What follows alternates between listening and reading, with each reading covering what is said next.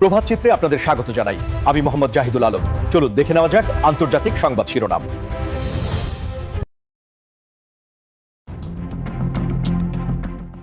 রণক্ষেত্রে শত্রুপক্ষকে দমনে বা কৌশলগত অবস্থান দখলে আধুনিক সেনাবাহিনীর অভিযানের কথা শোনা যায় সচরাচর, কিন্তু খোদ সামরিক অভিযানে গিয়ে খামার থেকে ছাগল চুরির মতো হাস্যকর অথচ গুরুতর অপরাধে জড়িয়ে পড়বে একদল সুশৃঙ্খল সেনা সদস্য, তা হয়তো কেউ কল্পনাও করেনি। সিরিয়ার সীমান্ত থেকে সম্প্রতি ছাগল ছিনতাই করে পশ্চিম তীরের অবৈধ বসতিতে পাচারের এক অদ্ভুত ও লজ্জাজনক কেলেঙ্কারিতে জড়িয়েছে ইসরায়েলি প্রতিরক্ষা বাহিনীর এক চৌকস দল।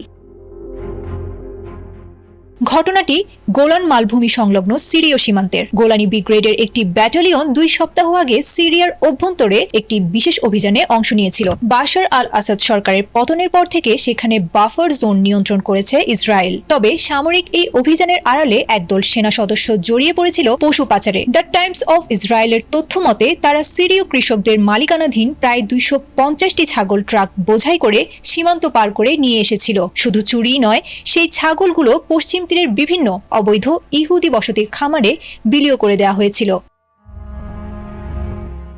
এই অপারেশন গোট বা ছাগল চুরি জানাজানি হয়েছিল তখন যখন গোলান মালভূমির স্থানীয় বাসিন্দারা রাস্তায় অজ্ঞাত শত শত ছাগল দেখেছিলেন উদ্দেশ্যহীনভাবে ঘুরতে। বিষয়টি সন্দেহজনক মনে হলে তারা কর্তৃপক্ষকে জানিয়েছিল। পরবর্তী তদন্তে বেরিয়ে এসেছিল সামরিক শৃঙ্খলার চরম লঙ্ঘনের এই চিত্র।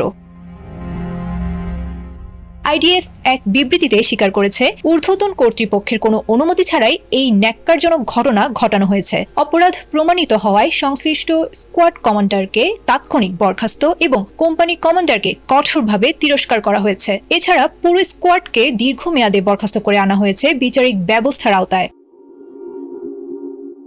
বর্তমানে পাচারকৃত ছাগলের মধ্যে প্রায় 200টি ইসরায়েল ও পশ্চিম তীরে ছড়িয়ে ছিটিয়ে আছে, যেগুলো কোনো স্বাস্থ্যগত পরীক্ষা বা টিকার আওতাভুক্ত নয়। সামরিক অভিযানের নামে সেনাদের এমন লজিস্টিক চুরি ও শৃঙ্খলা ভঙ্গ আইডিএফ এর অভ্যন্তরীণ নিরাপত্তা ও নজরদারি নিয়ে বিশ্বজুড়ে উঠেছে বড় ধরনের প্রশ্ন।